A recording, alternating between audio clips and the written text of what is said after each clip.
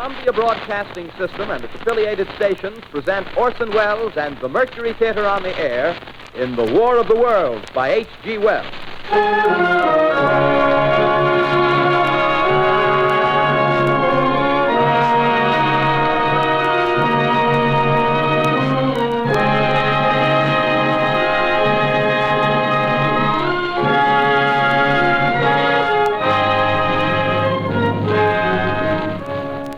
Ladies and gentlemen, the director of the Mercury Theater and star of these broadcasts, Orson Welles.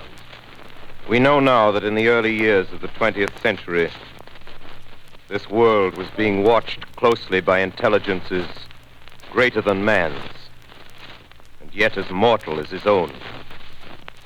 We know now that as human beings busied themselves about their various concerns, they were scrutinized and studied, perhaps almost as narrowly as a man with a microscope might scrutinize the transient creatures that swarm and multiply in a drop of water. With infinite complacence, people went to and fro over the earth about their little affairs, serene in the assurance of their dominion over this small, spinning fragment of solar driftwood, which by chance or design, man has inherited out of the dark mystery of time and space.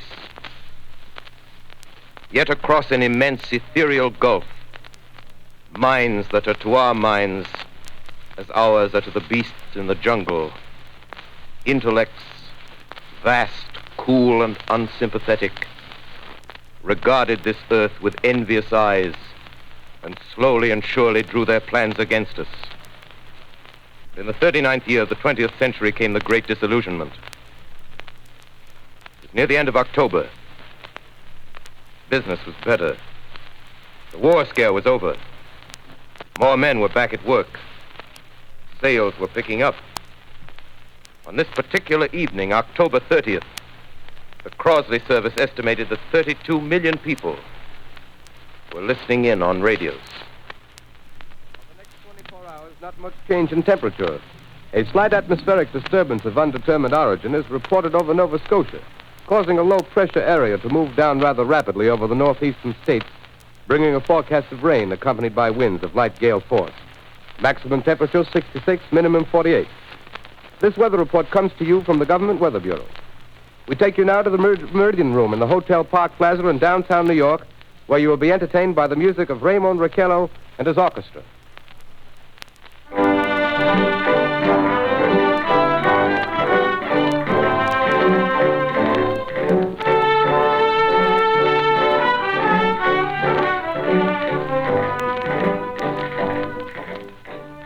Good evening, ladies and gentlemen. From the Meridian Room in the Park Plaza Hotel in New York City, we bring you the music of Raymond Raquello and his orchestra. With a touch of the Spanish, Raymond Raquello leads off with La Comparsita.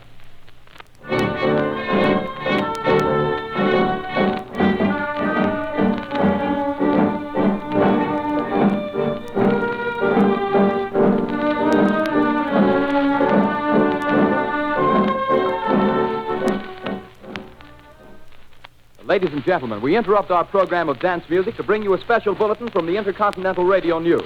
At 20 minutes before 8 Central Time, Professor Farrell of the Mount Jennings Observatory, Chicago, Illinois, reports observing several explosions of incandescent gas occurring at regular intervals on the planet Mars. The spectroscope indicates the gas to be hydrogen and moving toward the Earth with enormous velocity. Professor Pearson of the observatory at Princeton confirms Farrell's observation and describes the phenomenon as, quote, like a jet of blue flame shot from a gun, unquote. We now return you to the music of Raymond Raquello, playing for you in the Meridian Room of the Park Plaza Hotel, situated in downtown New York.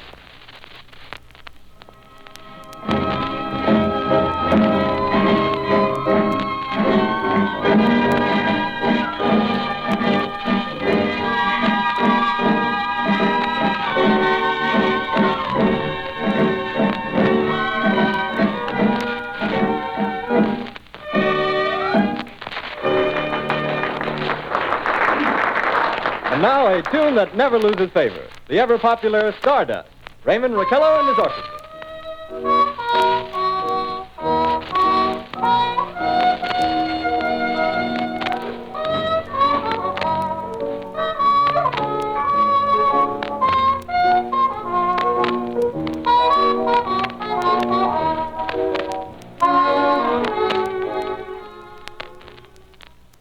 Ladies and gentlemen, following on the news given in our bulletin a moment ago, the Government Meteorological Bureau has requested the large observatories of the country to keep an astronomical watch on any further disturbances occurring on the planet Mars. Due to the unusual nature of this occurrence, we have arranged an interview with the noted astronomer, Professor Pearson, who will give us his views on this event. In a few moments, we will take you to the Princeton Observatory at Princeton, New Jersey. We return you until then to the music of Ramon Raquello and his orchestra.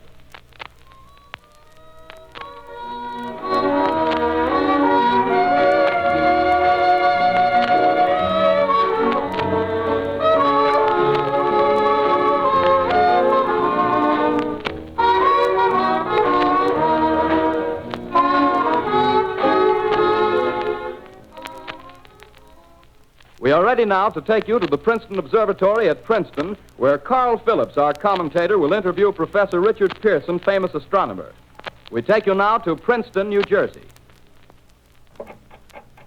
Good evening, ladies and gentlemen. This is Carl Phillips speaking to you from the observatory at Princeton.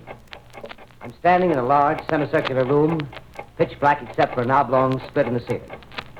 Through this opening, I can see a sprinkling of stars that cast a kind of frosty glow over the intricate mechanism of the huge telescope. The ticking sound you hear is the vibration of the clockwork. Professor Pearson stands directly above me on a small platform, peering through the giant lens. I'll ask you to be patient, ladies and gentlemen, during any delay that may arise during our interview. Besides the ceaseless watch of the heavens, Professor Pearson may be interrupted by telephone or other communications. During this period, he is in constant touch with the astronomical centers of the world. Professor, may I begin our questions? Any time, Mr. Phillips. Professor, would you please tell our radio audience exactly what you see as you observe the planet Mars through your telescope? Nothing unusual at the moment, Mr. Phillips. A red disk swimming in the blue sea. Transverse stripes across the disk.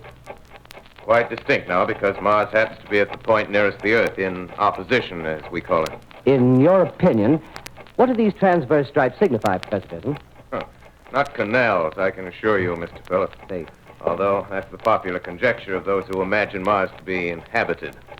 From a scientific viewpoint, the stripes are merely the result of atmospheric conditions peculiar to the planet. Then you're quite convinced, as a scientist, that living intelligence as we know it does not exist on Mars? I should say the chances against it are 1,000 to 1. And yet, how do you account for these gas eruptions occurring on the surface of the planet at regular intervals? Phillips, I cannot account for it. By the way, Professor, for the benefit of our listeners, how far is Mars from the Earth? Approximately 40 million miles. Well, that seems a safe enough distance. Just a moment, ladies and gentlemen. Someone has just handed Professor Pearson a message. While he reads it, let me remind you that we are speaking to you from the observatory in Princeton, New Jersey, where we are interviewing the world-famous astronomer, Professor Pearson. One moment, please.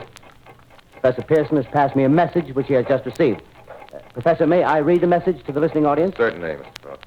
Ladies and gentlemen, I shall read you a wire addressed to Professor Pearson from Dr. Gray of the Natural History Museum, New York. Quote, 9:15 p.m. Eastern Standard Time.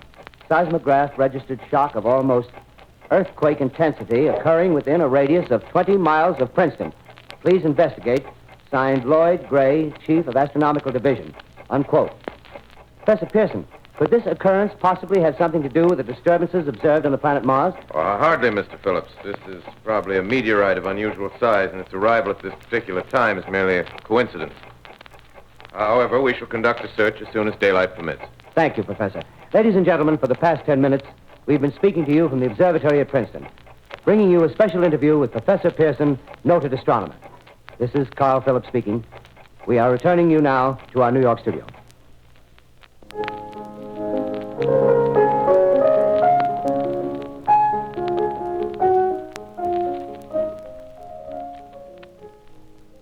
Ladies and gentlemen, here is the latest bulletin from the Intercontinental Radio News.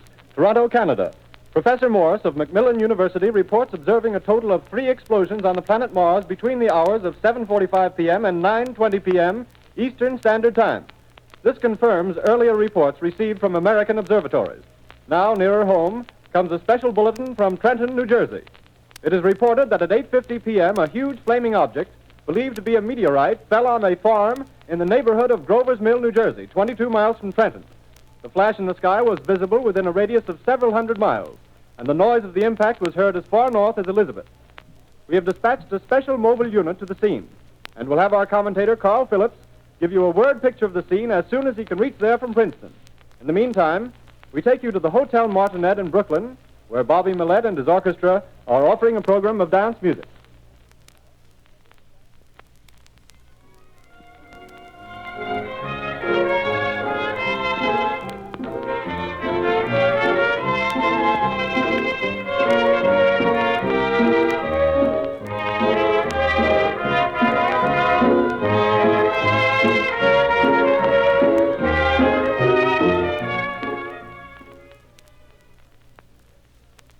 We take you now to Grover's Mill, New Jersey.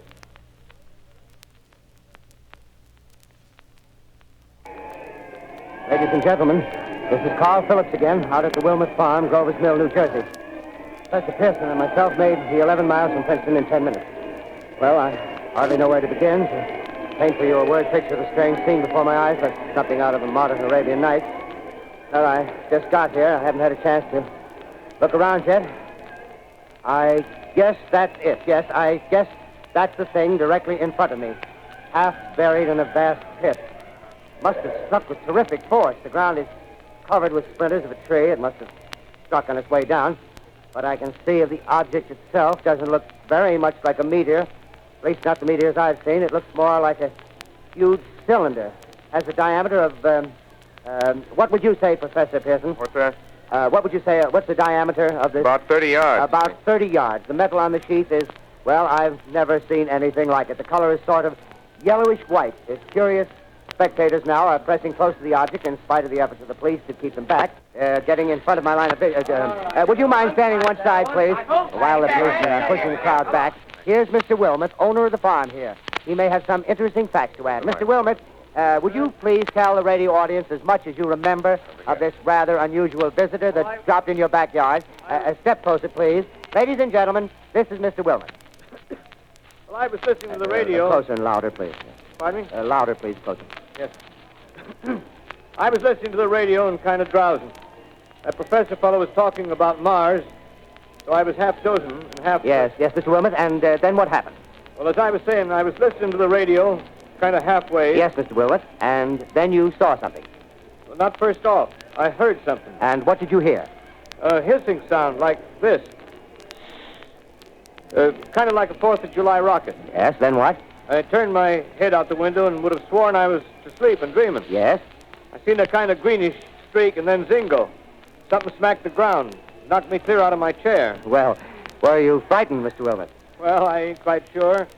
I reckon I was kind of riled. Well, thank you, Mr. Wilmot. Thank you very much. Yeah, you want me to No, tell that's some quite more? all right. That's plenty. Ladies and gentlemen, you've just heard Mr. Wilmot, owner of the farm where this thing has fallen. I wish I could convey the atmosphere, the background of this fantastic scene. Hundreds of cars are parked in a field in back of us, and the police are trying to rope off the roadway leading into the farm, but it's no use. They're breaking right through. The car's headlights throw an enormous spotlight on the pit where the object's half buried. Now, some of the more daring souls now are venturing near the edge. Their silhouettes stand out against the metal sheen. One man wants to touch the thing. He's having an argument with the policeman. Now, the policeman wins. Now, ladies and gentlemen, there's something I haven't mentioned in all this excitement, but it's becoming more distinct. Perhaps you've caught it already on your radio. Listen, please. Do you hear it? It's a curious humming sound that seems to come from inside the object. I'll move the microphone nearer. Here. Now, we're not more than 25 feet away. Can you hear it now? Professor Pearson. Yes, Mr. Grover. Can you tell us the meaning of that scraping noise inside the thing? Possibly the unequal cooling of its surface. I say, do you still think it's a meteor, Professor? I don't know what to think. The metal casing is definitely extraterrestrial. Not found on this Earth. Friction with the Earth's atmosphere usually tears holes in a meteorite. This thing is smooth, and you can see its cylindrical Just a minute. shape. Something's happening. Ladies and gentlemen, this is terrific. This end of the thing is beginning to flake off. The top is beginning to rotate like a screw, and the thing must be hollow. He's moving! Keep back! Keep back! Keep those men back! Keep back! Keep those idiots back! Ladies, off! The top floor! Look out there! Stand back! Ladies and gentlemen, this is the most terrifying thing I've ever witnessed. Wait a minute. Someone crawling out or something. I can see coming out of that black hole, two luminous discs. The eyes, it might be a face, might be almost Good heavens, something wriggling out of the shadow like a gray snake. Now it's another one, and another one, and another one. They look like tentacles to me. Oh, yeah, I can see the thing's body. Now it's large as a bear. It glistens like wet leather, but that face, ladies and gentlemen, it's indescribable. I can hardly force myself to keep looking at it. It's so awful. The eyes are black, and they gleam like a serpent. The mouth is kind of V-shaped with saliva dripping from its rimless lips. It seems to quiver and pulsate, and the monster, or whatever it is, can hardly move. It seems weighed down by possibly gravity or something. The thing's rising up now, and the crowd falls back. They've seen plenty. The most extraordinary experience, ladies and gentlemen. I can't find words. Well, I'll pull this microphone with me as I talk. I'll have to stop the description until I can take a new position. Hold on, will you, please? I'll be right back in a minute.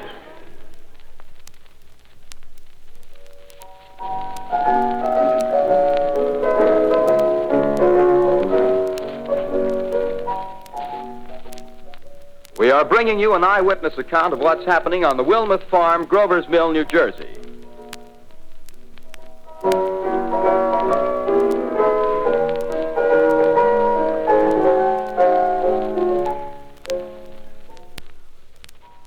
We now return you to Carl Phillips at Grover's Mill.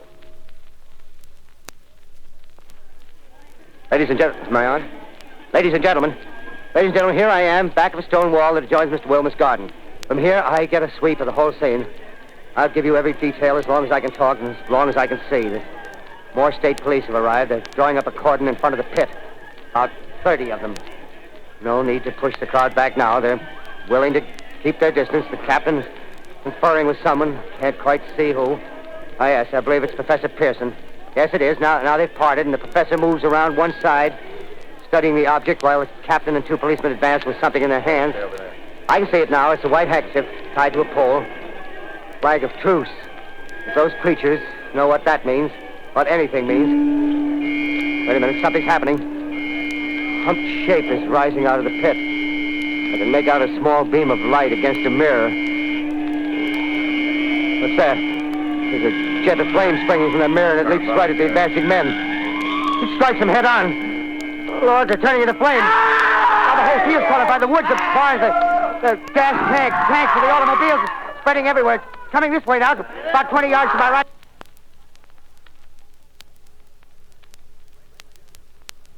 Ladies and gentlemen, due to circumstances beyond our control, we are unable to continue the broadcast from Grover's Mill. Evidently, there's some difficulty with our field transmission. However, we will return to that point at the earliest opportunity. In the meantime, we have a late bulletin from San Diego, California. Professor Indelkoffer, speaking at a dinner of the California Astronomical Society, expressed the opinion that the explosions on Mars are undoubtedly nothing more than severe volcanic disturbances on the surface of the planet. We continue now with our piano interlude.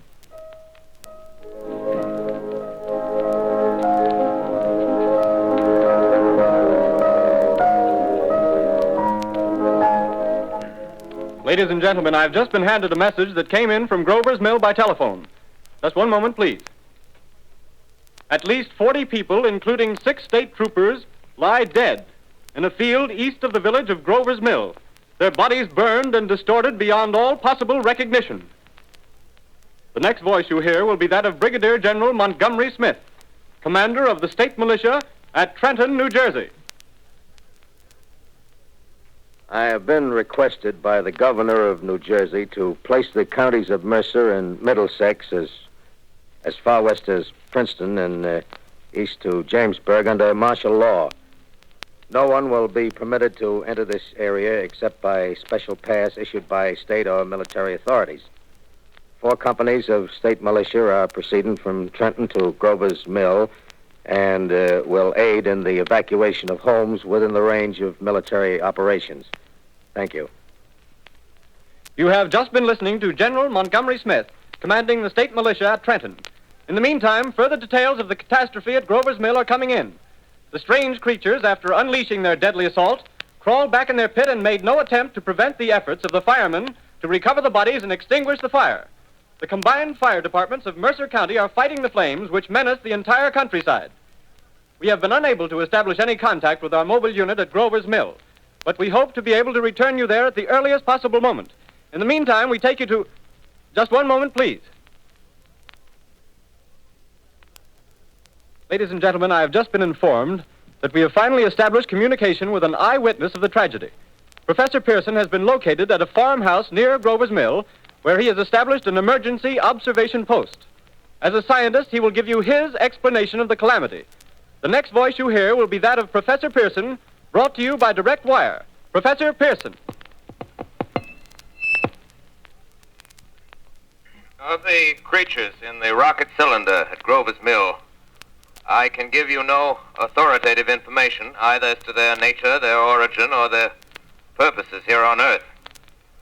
Of their destructive instrument, I might venture some conjectural explanation. For want of a better term, I shall refer to the mysterious weapon as a heat ray. It's all too evident that these creatures have scientific knowledge far in advance of our own. It's my guess that in some way they are able to generate an intense heat in a chamber of practically absolute non-conductivity. This intense heat they project in a parallel beam against any object they choose by means of a polished parabolic mirror of unknown composition, much as the mirror of a lighthouse projects a beam of light. That is my conjecture of the origin of the heat ray. Thank you, Professor Pearson. Ladies and gentlemen, here is a bulletin from Trenton. It is a brief statement informing us that the charred body of Carl Phillips has been identified in a Trenton hospital. Now, here's another bulletin from Washington, D.C. The Office of the Director of the National Red Cross reports 10 units of Red Cross emergency workers have been assigned to the headquarters of the state militia, stationed outside of Grover's Mill, New Jersey. Here's a bulletin from State Police, Princeton Junction. The fires at Grover's Mill and vicinity are now under control. Scouts report all quiet in the pit, and there is no sign of life appearing from the mouth of the cylinder. Now, ladies and gentlemen, we have a special statement from Mr. Harry McDonald, Vice President in charge of operations. We have received a request from the State Militia of Trenton to place at their disposal our entire broadcasting facilities. In view of the gravity of the situation, and believing that radio has a responsibility to serve in the public interest at all times, we are turning over our facilities to the State Militia at Trenton. We take you now to the field headquarters of the state militia near Grover's Mill, New Jersey. This is Captain Lansing of the Signal Corps, attached to the state militia, now engaged in military operations in the vicinity of Grover's Mill. Situation arising from the reported presence of certain individuals of unidentified nature is now under complete control. The cylindrical object, which lies in a pit directly below our position, surrounded on all sides by 8 battalions of infantry, without heavy field pieces, but adequately armed with rifles and machine guns. All cause for alarm, if such cause ever existed, is now entirely unjustified.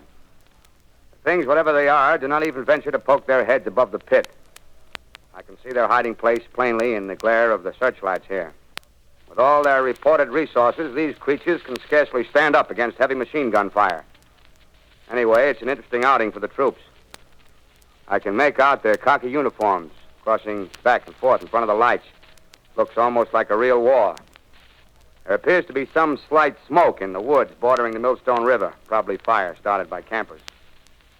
Well, we ought to see some action soon. One of the companies is deploying on the left flank. A quick thrust and it'll all be over. Now, wait a minute, I see something on top of the cylinder. No, it's nothing but a shadow. Now the troops are on the edge of the Wilmot Farm. 7,000 armed men closing in on an old metal tube. A tub, rather. Well, wait, that wasn't a shadow. It's something moving. Solid metal, kind of a shield-like affair rising up out of the cylinder. It's going higher and higher. What? It's standing on legs, actually rearing up on a sort of metal framework. Now it's reaching above the trees and the searchlights are on it. Hold on.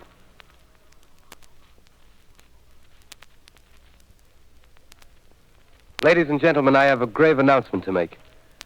Incredible as it may seem, both the observations of science and the evidence of our eyes lead to the inescapable assumption that those strange beings who landed in the Jersey farmlands tonight are the vanguard of an invading army from the planet Mars. The battle which took place tonight at Grover Mills has ended in one of the most startling defeats ever suffered by an army in modern times. 7,000 men armed with rifles and machine guns pitted against a single fighting machine of the invaders from Mars. 120 known survivors. The rest strewn over the battle area from Grover's Mill to Plainsboro, crushed and trampled to death under the metal feet of the monster, or burned to cinders by its heat ray. The monster is now in control of the middle section of New Jersey and has effectively cut the state through its center. Communication lines are down from Pennsylvania to the Atlantic Ocean. Railroad tracks are torn and service from New York to Philadelphia discontinued, except routing some of the trains through Allerton and Phoenixville. Highways to the north, south, and west are clogged with frantic human traffic. Police and army reserves are unable to control the mad flight. By morning, the fugitives will have swelled Philadelphia, Camden, and Trenton. It is estimated to twice their normal population. Martial law prevails throughout New Jersey and eastern Pennsylvania. At this time, we take you to Washington for a special broadcast on the national emergency. The Secretary of the Interior. Citizens of the nation, I shall not try to conceal the gravity of the situation that confronts the country, nor the concern of your government in protecting the lives and property of its people. However, I wish to impress upon you, private citizens and public officials, all of you, the urgent need of calm and resourceful action. Fortunately, this formidable enemy is still confined to a comparatively small area, and we may place our faith in the military forces to keep them there.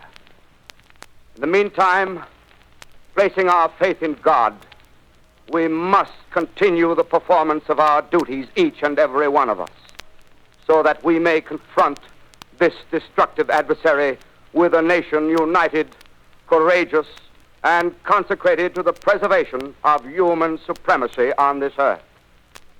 I thank you. You have just heard the Secretary of the Interior speaking from Washington. Bulletins too numerous to read are piling up in the studio here. We're informed that the central portion of New Jersey is blacked out from radio communication due to the effect of the heat ray upon power lines and electrical equipment. Here's a special bulletin in New York. Cables have been received from English, French, and German scientific bodies offering assistance. Astronomers report continued gas outbursts at regular intervals on the planet Mars. The majority voiced the opinion that the enemy will be reinforced by additional rocket machines. There have been several attempts made to locate Professor Pearson of Princeton, who has observed Martians at close range. It is feared he was lost in the recent battle. Langham Field, Virginia. Scouting planes report 3 Martian machines visible above treetops, moving north toward Somerville with population fleeing ahead of them. The heat ray is not in use, although advancing at express train speed, invaders pick their way carefully. They seem to be making a conscious effort to avoid destruction of cities and countryside. However, they stop to uproot power lines, bridges, and railroad tracks. Their apparent objective is to crush resistance, paralyze communication, and disorganize human society. Here is a bulletin from Basking Ridge, New Jersey. Coon hunters have stumbled on a second cylinder similar to the first, embedded in the great swamp 20 miles south of Morristown. Army field pieces are proceeding from Newark to blow up the second invading unit before the cylinder can be opened and the fighting machine rigged. They are taking up a position in the foothills of Watchung Mountains. Another bulletin from Langham Field, Virginia. Scouting planes report enemy machines, now 3 in number, increasing speed northward, kicking over houses and trees in their evident haste to form a conjunction with their allies south of Morristown. Machines also sighted by telephone operator east of Middlesex within 10 miles of Plainfield. Here's a bulletin from Winston Field, Long Island. A fleet of Army bombers carrying heavy explosive flying north in pursuit of enemy. Scouting planes act as guides. They keep the speeding enemy in sight. Just a moment, please, ladies and gentlemen.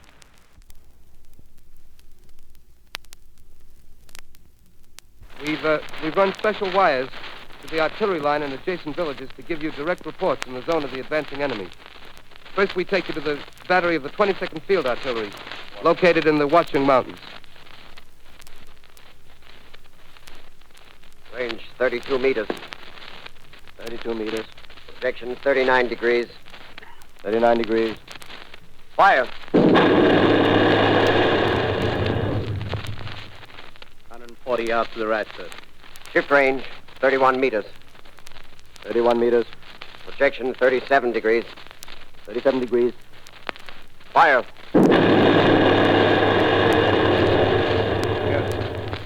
Hit, sir. Got the tripod of one of them. They're stopped. The others are trying to repair it. Quick, get the range. Shift 30 meters. 30 meters. Projection 27 degrees. 27 degrees. Fire.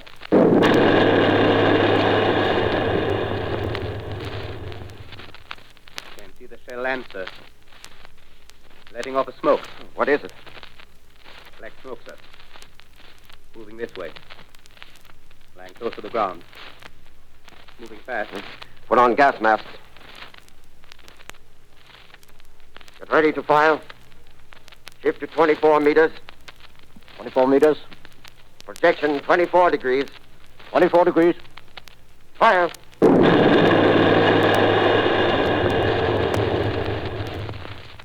Still can't see, sir. Smoke's coming nearer. Get the range. 50 feet. Meters. 23 meters. 23 meters. Projection 22 degrees. 22 degrees.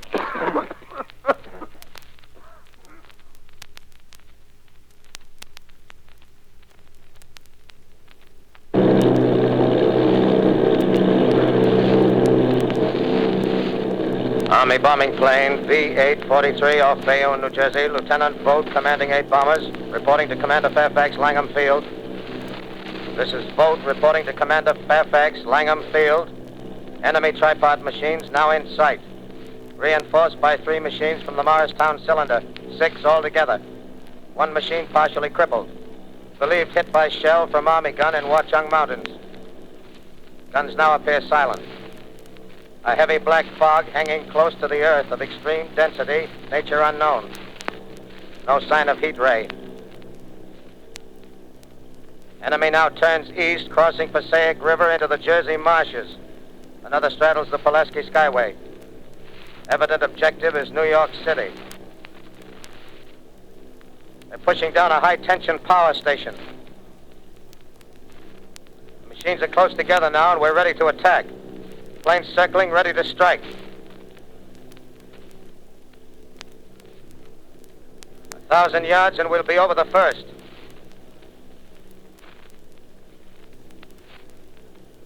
$800 yards.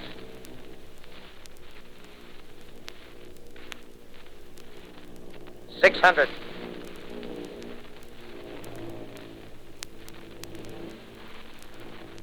400.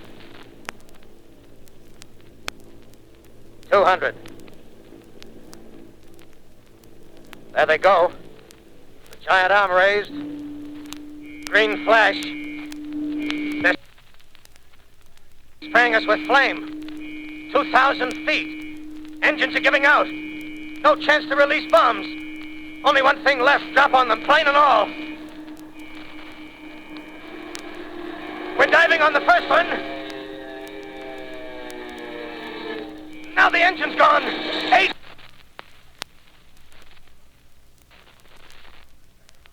This is Bayonne, New Jersey, calling Langham Field. This is Bayonne, New Jersey, calling Langham Field. Come in, please. This is Langham Field. Go ahead. 8 Army bombers in engagement with enemy tripod machines over Jersey Flats. Engines incapacitated by heat ray. All crashed. 1 enemy machine destroyed. Enemy now discharging heavy black smoke in direction of... This is Newark, New Jersey. This is Newark, New Jersey. Warning. Poisonous black smoke pouring in from Jersey marshes. Reaches South Street. Gas masks useless. Urge population to move into open spaces. Automobiles use routes 7, 23, 24. Avoid congested areas. Smoke now spreading over Raymond Boulevard.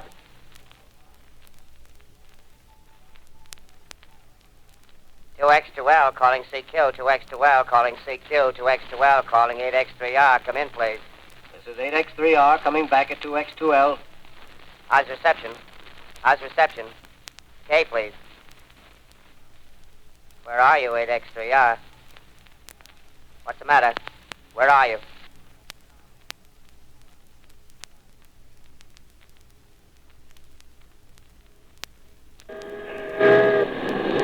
I'm speaking from the roof of Broadcasting Building.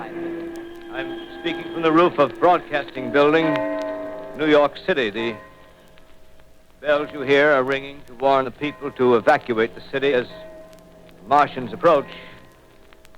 Estimated in the last 2 hours, 3 million people have moved out along the roads to the north. Hutchison River Parkway is still kept open for motor traffic.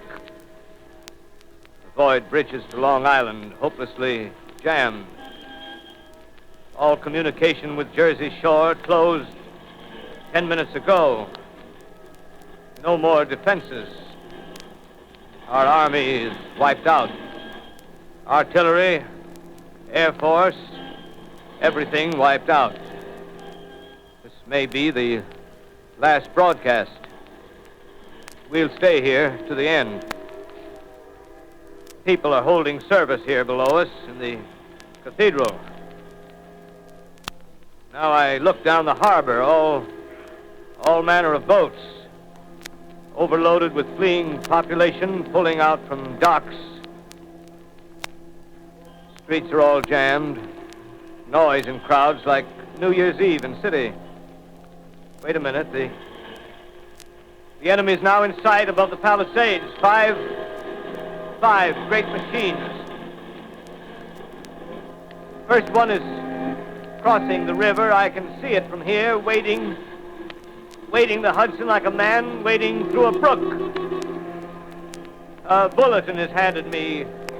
Martian cylinders are falling all over the country. One outside of Buffalo, one in Chicago, St. Louis. Seem to be timed and spaced. Now the first machine reaches the shore. He stands watching, looking over the city. The steel cowlish head is even with the skyscrapers. He waits for the others. They rise like a line of new towers on the city's west side. Now they're lifting their metal hands. This is the end now. Smoke comes out, black smoke drifting over the city. People in the streets see it now. They're running toward the East River, thousands of them, dropping in like rats. Now the smoke's spreading faster. It's reached Times Square. People are trying to run away from it, but it's no use. They're falling like flies. Now the smoke's crossing 6th Avenue, 5th Avenue, 100 yards away. It's 50 feet.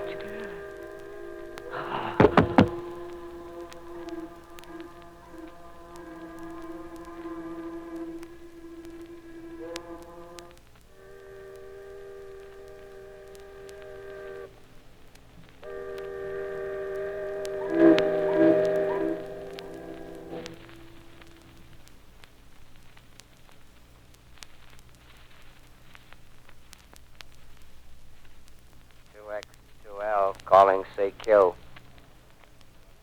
2X2L calling, say kill. 2X2L calling, say kill, New York. Isn't there anyone on the air? Isn't there anyone on the air? Isn't there anyone? 2X2L.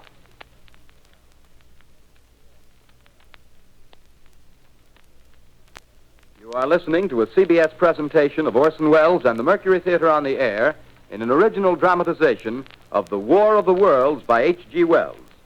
The performance will continue after a brief intermission. This is the Columbia Broadcasting System. The War of the Worlds by H.G. Wells, starring Orson Welles and the Mercury Theater on the Air.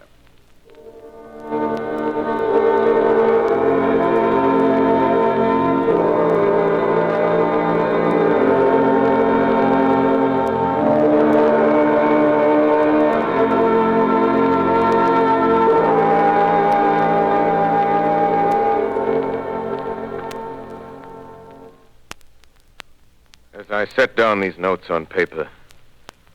I'm obsessed by the thought that I may be the last living man on Earth. I've been hiding in this empty house near Grover's Mill. A small island of daylight cut off by the black smoke from the rest of the world. All that happened before the arrival of these monstrous creatures in the world now seems part of another life.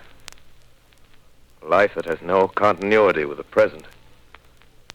Furtive existence of the lonely derelict who pencils these words on the back of some astronomical notes bearing the signature of Richard Pearson.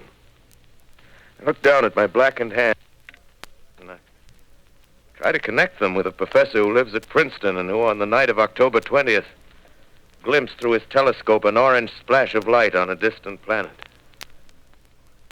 My wife, my colleagues, my students, my books, my observatory, my world. Where are they? Did they ever exist? Am I Richard Pearson? What day is it? Do days exist without calendars? Does time pass when there are no human hands left to wind the clocks? In writing down my daily life, I tell myself I shall preserve human history between the dark covers of this little book that was meant to record the movements of the stars. But to write, I must live, and to live, I must eat. Find moldy bread in the kitchen and an orange not too spoiled to swallow. Keep watch at the window. Time to time, I catch sight of a Martian above the black smoke. The smoke still holds the house in its black coil, but at length there's a hissing sound, and suddenly I see a Martian mounted on his machine, spraying the air with a jet of steam as if to dissipate the smoke. I watch in a corner as his huge metal legs nearly brush against the house. Exhausted by terror, I fall asleep. It's morning. Morning. Sun streams in the window. The black cloud of gas is lifted, and the scorched meadows to the north look as though a black snowstorm had passed over them. I venture from the house. I make my way to a road, no traffic. Here and there a wrecked car, baggage overturned, a blackened skeleton. Push on north. For some reason I feel safer trailing these monsters than running away from them. And I keep a careful watch. I've seen the Martians feed. Should one of their machines appear over the top of trees, I'm ready to fling myself flat on the earth. I come to a chestnut tree. October. Chestnuts are ripe. Fill my pockets. I must keep alive. 2 days I wander in a vague northerly direction through a desolate world. Finally, I notice a living creature. A small red squirrel in a beech tree. I stare at him and wonder. He stares back at me. I believe at that moment the animal and I shared the same emotion. The joy of finding another living being. Push on north. I find dead cows in a brackish field, and beyond the charred ruins of a dairy and a silo remain standing guard over the wasteland like a lighthouse, deserted by the sea. Astride the silo perches a weathercock. The arrow points north. North. Next day, I come to a city. City vaguely familiar in its contours, yet its buildings strangely dwarfed and leveled off as if a giant had sliced off its highest towers with a capricious sweep of his hand. Reached the outskirts. I found Newark. Newark, undemolished but humbled by some whim of the advancing Martians. Presently, with an odd feeling of being watched, I caught sight of something crouching in a doorway. I made a step towards it, and it rose up and became a man.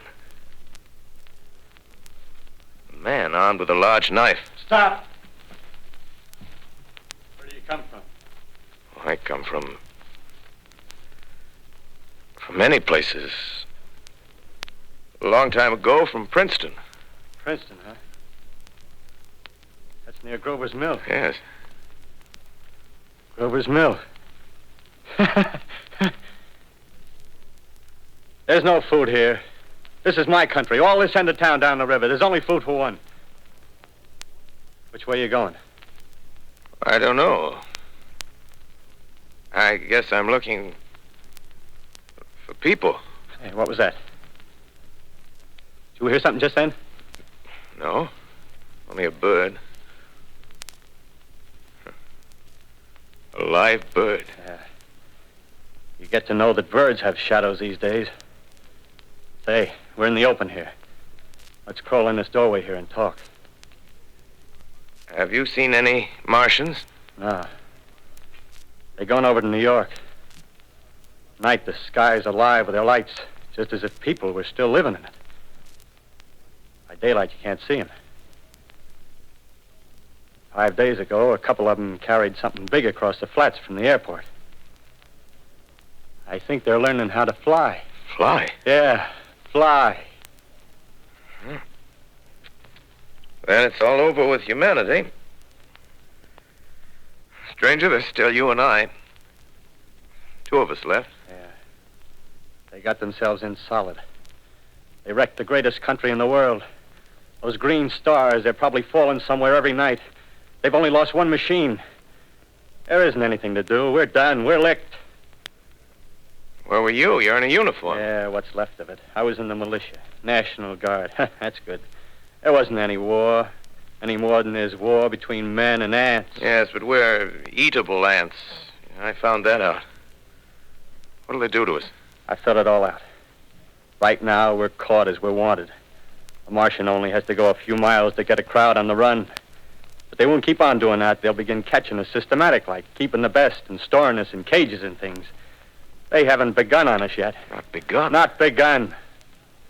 All that's happened so far is because we don't have sense enough to keep quiet. Bothering them with guns and such stuff and losing our heads and rushing off in crowds. No, instead of our rushing around blind, we got to fix ourselves up according to the way things are now. Cities, nations, civilization, progress. Yes, but if that's so, what is there to live for? Well, there won't be any more concerts for 1,000,000 years or so, and no nice little dinners at restaurants. If it's amusement you're after, I guess the game's up. What is there left? Life, that's what. I want to live. Yeah, and so do you. We're not going to be exterminated. And I don't mean to be caught either. Tamed and fattened and bred like an ox. What are you going to do? I'm going on. Right under their feet. I got a plan. We men, as men, we're finished. We don't know enough. We got to learn plenty before we got a chance. We've got to live and keep free while we learn, see? I've thought it all out, see? Well, tell me the rest. Well, it isn't all of us that are made for wild beasts. That's what it got to. That's what it got to be. That's why I watched you. Watched you. All those little office workers that used to live in these houses. They be no good. They haven't any stuff in them. They used to run off to work. I've seen hundreds of them running to catch their commuter's train in the morning, afraid they'd get canned if they didn't. Running back at night, afraid they wouldn't be in time for dinner. Lives insured and a little invested in case of accidents. Yeah, and on Sundays, worried about the hereafter. Well, the Martians, they'll be a godsend for those guys. Nice, roomy cages, good food, careful breeding, no worries. Yeah, after a week or so of chasing around the fields on empty stomachs, they'll come and be glad to be caught. You've thought it all out, haven't you? Sure, you bet I have. That isn't all. These Martians are going to make pets of some of them. Train them to do tricks. Who knows, get sentimental over the pet boy who grew up and had to be killed. Yeah, and some, maybe, they'll train to hunt us. Oh, no, it's impossible. Human Yes, beings. they will. There's men who do it gladly. If one of them ever comes after me, by... In the meantime, you and I and others like us, where are we to live when the Martians own the Earth? I got it all figured out. We'll live underground. I've been thinking about the sewers. Under New York, there are miles and miles of them. The main ones, they're big enough for anybody. Then there's cellars, vaults, underground storerooms, railway tunnels, subways. You begin to see, huh? We'll get a bunch of strong men together. No weaklings. That rubbish, out. As you meant me to go. All right. Give you a chance, didn't I? Won't quarrel about that. Go on. Well, we got to make safe places for us to stay in, see? Get all the books we can. Science books. That's where men like you come in, see? We raid the museums. We'll even spy on the Martians. May not be so much we have to learn before... Listen. Just imagine this. 4 or 5 of their own fighting machines suddenly start off. Heat rays right and left. Not a Martian in them. Not a Martian in them, see? But men. Men who've learned the way how. It may even be in our time. Gee. Imagine having one of them lovely things with a heat ray wide and free. We'd turn it on Martians. We'd turn it on men. We'd bring everybody down on their knees. That's your plan. Yeah. You, me, a few more of us. We'd own the world. I see. Hey. Hey, what's the matter? Where are you going? Not to your world. Bye, stranger. Well, after parting with the artilleryman, I came at last to the Holland Tunnel, entered that silent tube. Anxious to know the fate of the great city on the other side of the Hudson. Cautiously, I came out of the tunnel and made my way up Canal Street. Reached 14th Street, and there again were black powder and several bodies and an evil, ominous smell from the gratings of the cellars of some of the houses. I wandered up through the 30s and 40s, stood alone on Times Square, caught sight of a lean dog running down 7th Avenue with a piece of dark brown meat in his jaws and a pack of starving mongrels at his heels.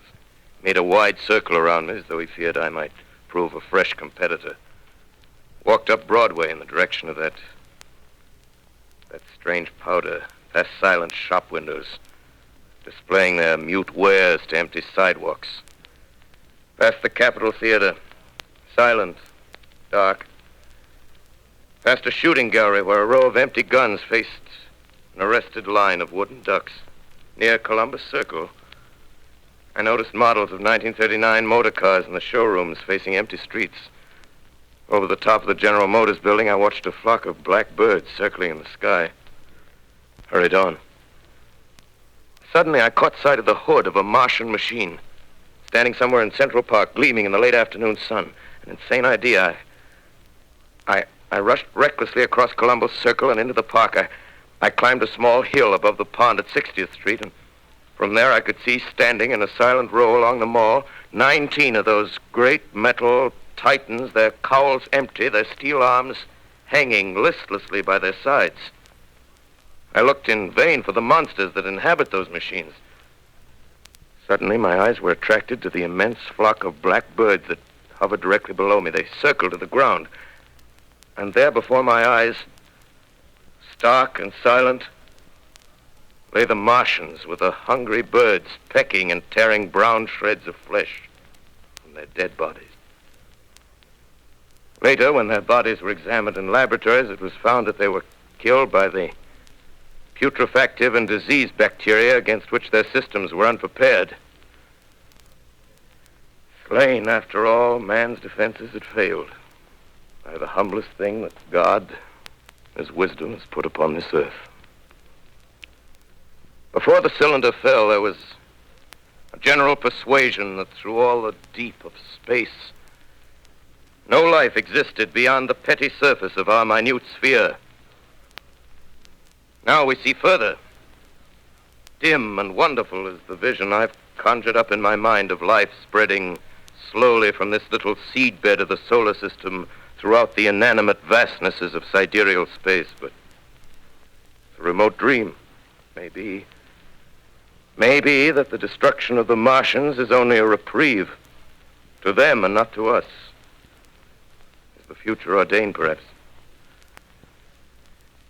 Strange it now seems to sit in my peaceful study at Princeton, writing down this last chapter of the record, begun at a deserted farm in Grover's Mill. Strange to watch children playing in the streets.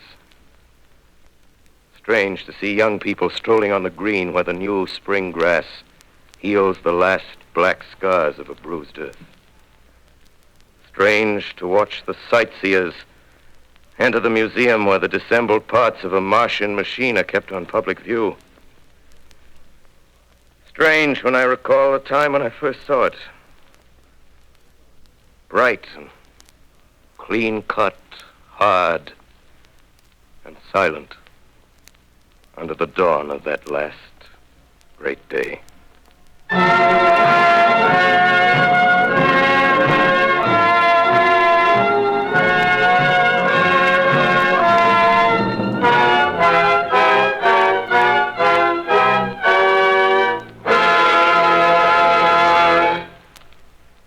This is Orson Welles, ladies and gentlemen. Out of character, to assure you that the War of the Worlds has no further significance than as the holiday offering it was intended to be. The Mercury Theater's own radio version of dressing up in a sheet and jumping out of a bush and saying boo.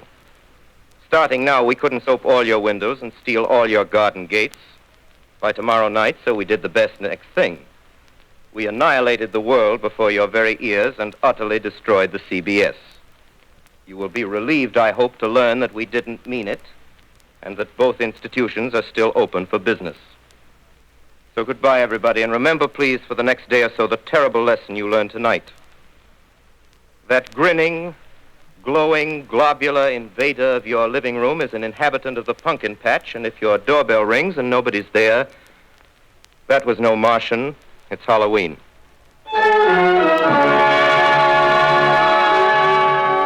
Tonight, the Columbia Broadcasting System and its affiliated stations coast to coast has brought you The War of the Worlds by H.G. Wells, the 17th in its weekly series of dramatic broadcasts featuring Orson Welles and the Mercury Theater on the air.